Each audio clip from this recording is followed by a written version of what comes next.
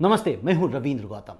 आज box office पर प्रदीप सरकार निर्देशित हेलीकॉप्टर ईला रिलीज हुई है। इसे प्रोड्यूस किया है अजय देवगन और जयंती लाल गदा ने।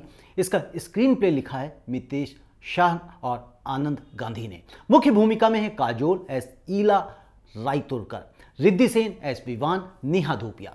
इस फिल्म का प्लॉट ईला जो एक एस्पायरिंग सिंगर होती हैं, लेकिन अपने पुत्र विवान की परवरिश के लिए अपने सपने को त्याग देती हैं और अपने पति के जाने के बाद सिंगल पेरेंट बनकर अपने पुत्र की बेहद लाड़ प्यार से पालन करती हैं। लेकिन विवान को लगता है कि माँ उसकी जीवन में कुछ ज़्यादा दखलंदाजी करती है। हद तो तब हो जाती है जब ईला विवान के कॉलेज उसी की क्लास में एडमिशन ले लेती है। उसके बाद क्या होता है, क्या ईला सिंगर बन पाती है, क्या उसकी ये दबी हुई ख्वाहिश पूरी होती है, ये सब देखने के लिए आपको फिल्म देखनी पड़ेगी, क्योंकि मैं फिल्म की कहानी नहीं सुनाता, रिव्यू करता हूं, पोस्टमार्टम करता हूं।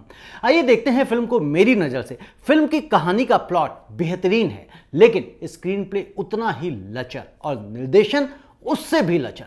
हालांकि प्रदीप सरकार के खाते में परिणीता और मर्दानी जैसी अच्छी फिल्म भी हैं, लेकिन जब स्क्रीन प्ले ही लचर हो तो निर्देशक भी बहुत कुछ नहीं कर सकता। परफॉर्मेंस की बात करें तो काजोल जैसी अभिनेत्री से आप क्या अपेक्षा कर सकते हैं।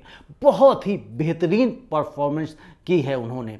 उनकी एक माँ की भूमिका और एक एस्पायरिंग सिंगर की भूमिका बहुत ही बखूबी से निभाई है उन्होंने अपनी भूमिका को। रिद्धि सेन ने एक टीनेजर पुत्र विवान की भूमिका बहुत ही बखूबी से निभाया है और मैं दावे से एक बात कह सकता हूं कि रिद्धि सेन का इंडस्ट्री में भविष्य उज्जवल है।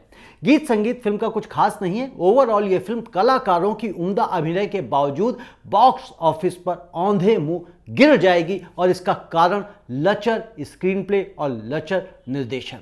आप इस फिल्म को अवॉइड करके अपने पैसे और समय दोनों बचा सकते हैं, लेकिन यदि आप काजोल के फैन हैं तो जरूर देखिए। नमस्ते। और हाँ, अगर अभी तक आपने हमारे इस चैनल को सब्सक्राइब नहीं किया है तो जरूर सब्सक्राइब करें, ताकि आपको अनबायस्ड मूवी रिव्यूज समय से मिल जाएं।